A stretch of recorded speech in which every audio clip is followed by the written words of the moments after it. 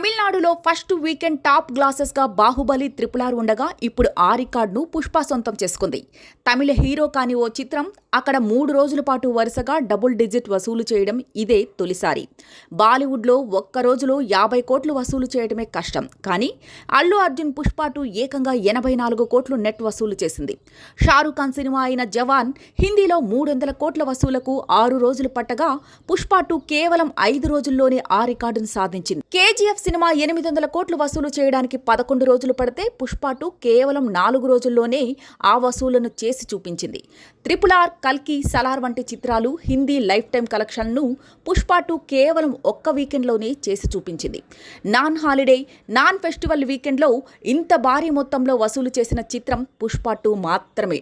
ఆస్ట్రేలియాలో ఇప్పటి వరకు ఉన్న first weekend highest Indian cinema record పంతం కాగా పుష్ప 2 చిత్రం $2.32 ఆస్ట్రేలియన్ డాలర్తో ఆ రికార్డును బ్రేక్ చేస్తూ మరో రికార్డు సృష్టించింది.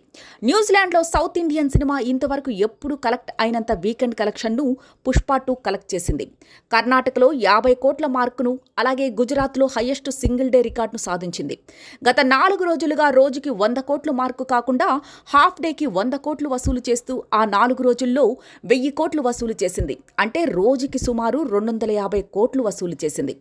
All time Indian day 1 record, all time first weekend record, all time first week record ఇప్పుడు పుష్ప 2 చేతిలో ఉన్నాయి.